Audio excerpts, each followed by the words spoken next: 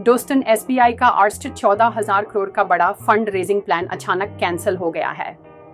क्या ये market crash का सिग्नल है या इन्वेस्टर्स के लिए गोल्डन अपॉर्चुनिटी?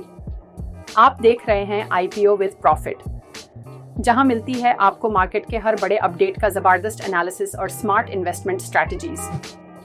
एसबीआई के प्लान के कैंसिल होने से मार्केट पे क्या इम्पैक्ट हुआ? आपके इन्वेस्टमेंट्स और एफडी पर इसका क्या असर पड़ेगा? क्या ये स्टॉक मार्केट क्रैश का सिग्नल है या बाइंग अपॉर्चुनिटी? वीडियो को एंड तक देखिए ताकि आप अपने पैसों को सही जगह इन्वेस्ट कर सकें। एसबीआई ने 14,000 करोड़ का फंड बॉन्ड सेल्स के थ्रू रेज करने का प्लान बनाया था। बॉन्ड सेल्स क्या होती है? बैंक इन्वेस्टर्स से पैसा उधार लेता है और फिक्स्ड इंटरेस्ट रिटर्न करता है। इस फंड का यूज एसबीआई अपनी लिक्विडिटी इंप्रूव करने, लोन्स प्रोवाइड करने और इंफ्रास्ट्रक्चर प्रोजेक्ट्स को फंड करने के लिए कर रहा था। ये वैसे ही है जैसे आप किसी को पैसे उधार दें और उस पे फिक्स्ड इंटरेस्ट मिले। एसबीआई ने फंड रेजिंग प्लान क्यों रद्द किया? बॉन्ड यील्ड्स में बढ़ोतरी मेन रीजन। रीसेंट मार्केट में बॉन्ड यील्ड्स काफी बढ़ गए हैं। बॉन्ड यील्ड का मतलब जब यील्ड बढ़ता है तो एसबीआई को ज्यादा इंटरेस्ट देना पड़ता है, जिससे बोरोइंग महंगी हो जाती है। ये वैसे ही है जैसे आपको पहले 7% इंटरेस्ट पर लोन मिलता था, लेकिन अब वही लोन 9% पर मिल रहा हो। आरबीआई के रीसेंट पॉलिसीज आरबीआई ने लिक्विडिटी बढ़ाने के लिए नए स्टेप्स लिए हैं, जिससे एसबीआई को उम्मीद है कि फ्यूचर में लोअर इंटरेस्ट पर फंड रेज करना पॉसिबल होगा। मार्केट में लिक्विडिटी जब ज्यादा होती है तो इंटरेस्ट रेट्स ऑटोमेटिकली कम हो जाते हैं। Global market uncertainty, global slowdown और इकोनॉमिक अनसर्टेनिटी के कारण एसबीआई ने रिस्क मिनिमाइज करने के लिए अभी ये प्लान होल्ड कर दिया है। ये डिसीजन शॉर्ट टर्म का सेटबैक लगता है, पर लॉन्ग टर्म में ये स्मार्ट मूव हो सकता है। इसका इम्पैक्ट आपके पैसे पर क्या होगा? एसबीआई शेयर होल्डर्स के लिए शॉर्ट टर्म में एसबीआई के स्टॉक में प्रेशर हो सकता है। लॉन्ग टर्म में एसबीआई का स्ट्रॉन्ग फंडामेंटल और ग्रोथ पोटेंशियल इन्वेस्टर्स के लिए फायदेमंद हो सकता है। अगर आप लॉन्ग टर्म इन्वेस्टर हैं तो डिप पर बाइंग का मौका देख सकते हैं। 2.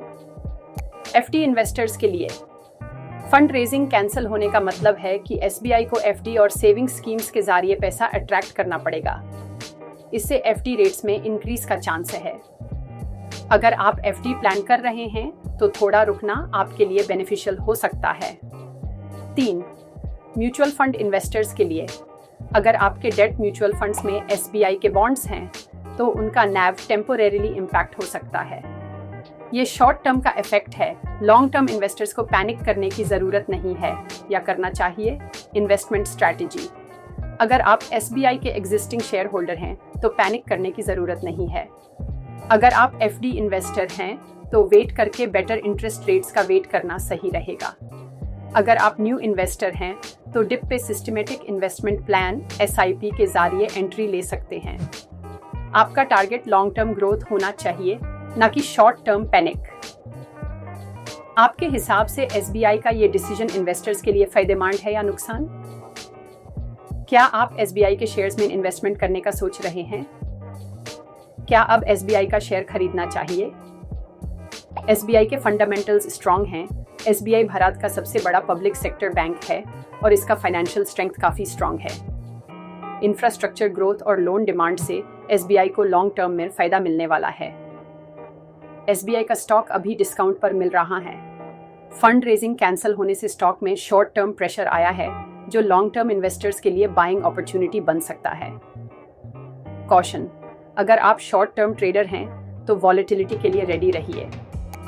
मेरी सलाह होगी कि अगर आप लॉन्ग टर्म इन्वेस्टर हैं तो एसबीआई के डिप पर निवेश का मौका मत छोड़िए। क्या करना चाहिए?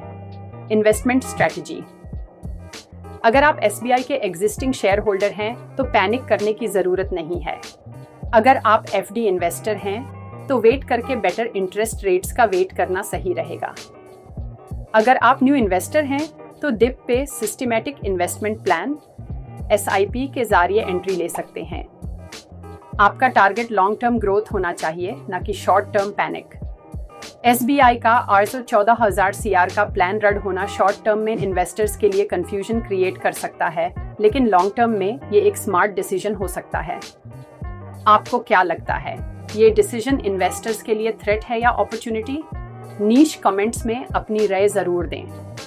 ऐसे ही लेटेस्ट मार्केट अपडेट्स और स्मार्ट इन्वेस्टमेंट स्ट्रेटजीज के लिए सब्सक्राइब करें IPO विद प्रॉफिट।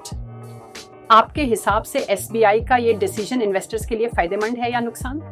क्या आप SBI के शेयर्स में इन्वेस्टमेंट करने का सोच रहे हैं?